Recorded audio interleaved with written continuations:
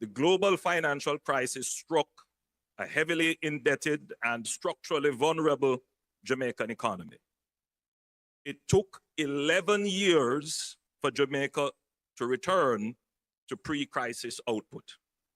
11 years of fiscal repair, institutional reform, and sustained efforts to rebuild credibility.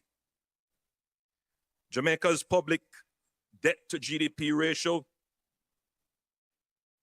underwent significant transformation between 2008 and 2019, rising from 120% in 2008, following the global crisis, to a peak of over 140% in 2013, before decreasing to roughly 90% by the end of 2019.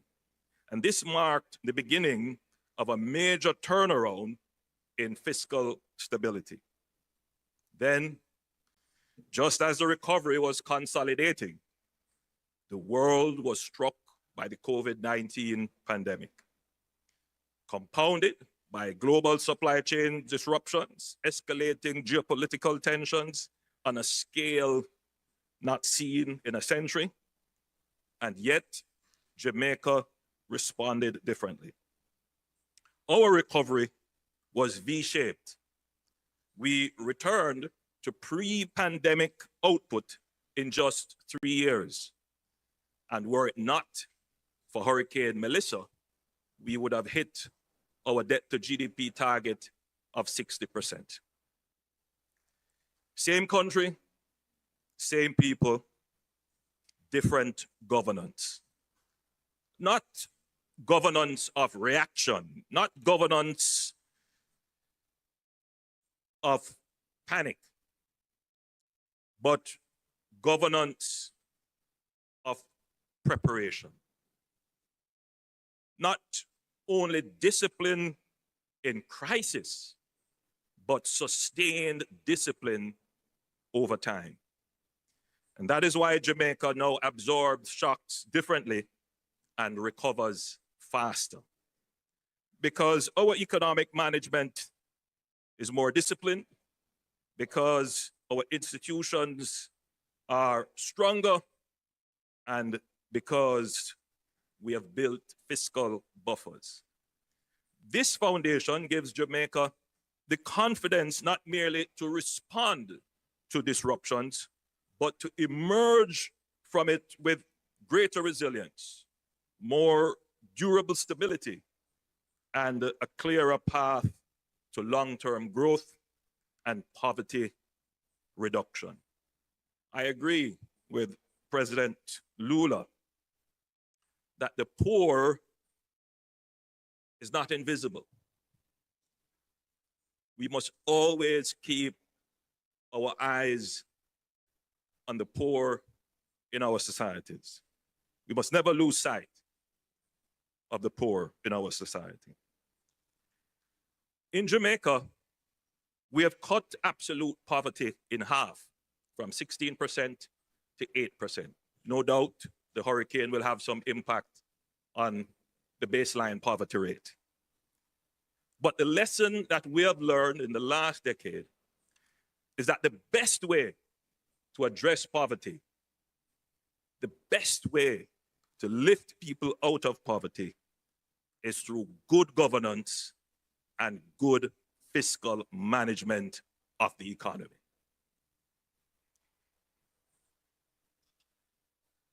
Jamaica today is like a ship that has not only reinforced its hull, but redesigned its navigation systems. We are not merely seaworthy, we are voyage ready. We can withstand shocks, but more importantly, we can chart a longer and more ambitious course. That journey has already begun. And the world has taken notice. In the weeks following the hurricane, all three major international rating agencies, Standard & Poor's, Moody's, and Fitch, reaffirmed Jamaica's sovereign standing with stable outlooks. Moody's even upgraded us. This is extraordinary in the immediate aftermath of a Category 5 storm. That international credibility is now being translated into a platform for accelerated development. Through close engagement with our development partners, including CAF, the IMF, World Bank, the IDB, and the Caribbean Development Bank, Jamaica has secured $6.7 billion in development financing. This is the largest and fastest mobilization of financing in Jamaica's history. The bulk of these inflows will be channeled through the National Reconstruction and Resilience Authority, which will serve as a center of technical excellence for project development, a single point of national coordination, and a platform for public-private partnerships. The National Reconstruction and Resilience Authority will enable Jamaica to execute resilient infrastructure projects at scale and speed. This institutional architecture rests on hard macroeconomic fundamentals. Debt to GDP was on track to be below 60% before the hurricane. Unemployment is at a historic low of 3.3%. Our net international reserves now exceed $6 billion.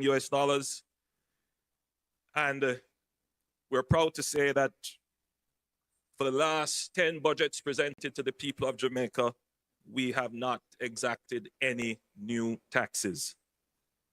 We have a freely floating currency with no foreign exchange controls, no capital controls. We are further reinforcing this strong macroeconomic framework through productivity reforms to reduce delays, cut bureaucracy, and accelerate investment. We are reinforcing it through the energy sector reforms, through lower energy costs, we're expanding renewable energy capacity, and strengthening the resilience of our grid. And importantly, we are reinforcing it through improved public safety. Jamaica recorded a 42% reduction in homicides last year.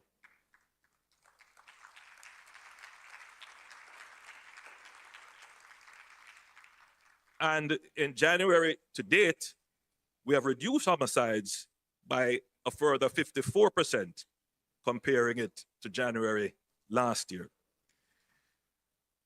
Colleagues, the question before us is not whether the global system is changing. It is whether our region will change with intention or drift by default. For too long, Latin America and the Caribbean have been described primarily through a language of vulnerability. But vulnerability is not our destiny. Our region possesses what the world increasingly needs: young populations, strategic geography, extraordinary natural assets, food producing capabilities, renewable energy potential, creative industries, and resilient democracies. We are not peripheral to the global system. We are central to its stability, sustainability, and future growth. But to project that reality, we must act deliberately. We must articulate clearer regional positions on climate resilience, supply chain diversification, digital inclusion, and sustainable energy. We must move from fragmented national initiatives to aligned regional priorities. And we must shift from reacting to global change to anticipating it, helping shape the standards and partnerships of the next decade. Let me suggest three imperatives. First, a regional competitiveness agenda anchored in connectivity, logistics, energy security, and digital transformation. Second, institutional readiness, credible frameworks that give global partners confidence that our ambitions can be executed with professionalism and continuity. And third, a renewed diplomatic and economic posture, deepening engagement not only with traditional partners, but with emerging markets, global value chain leaders, and the rapidly expanding green technology ecosystem.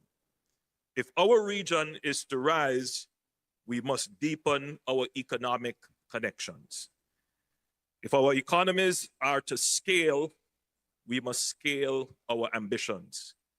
If our voice is to carry globally, we must speak not as isolated markets, but as a coherent hemisphere. The opportunity before us is not modest. It is broad, bold, and transformative. Jamaica stands ready to play its part through stronger institutions, more efficient government, and an increasingly competitive economic environment. We intend to contribute to a hemisphere that is not merely participating in global affairs, but shaping them. Let us therefore commit to a shared regional vision, a hemisphere that acts with discipline, speaks with purpose, and competes with confidence. A hemisphere that is resilient, dynamic, and future-ready. A hemisphere that the world recognizes not for its challenges, but for its capabilities. Because the next decade will not belong to those who wait for opportunity to arrive. It will belong to those who create it. And the nations of Latin America and the Caribbean, standing together, can shape a future worthy of our people and equal to our potential. Finally, let me extend an invitation to the region's investors and partners. Jamaica's recovery has created not only resilience, but momentum. And with it, a train line of bankable opportunities across infrastructure, logistics, energy, manufacturing, tourism, and the digital economy. These opportunities will be showcased later during the conference, and I encourage investors to engage actively, explore partnerships, and see Jamaica not simply as a market, but as a platform for regional growth, anchored by strong institutions, macroeconomic stability, and an open, predictable, and welcoming investment environment. Friends, I thank you.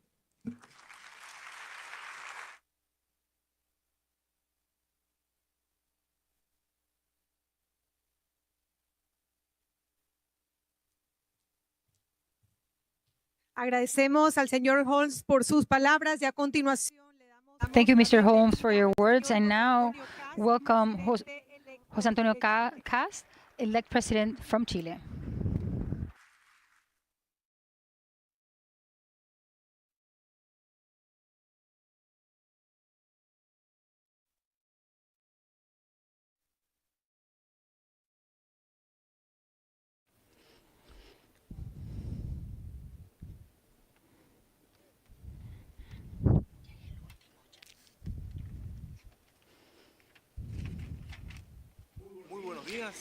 Good morning, almost good afternoon.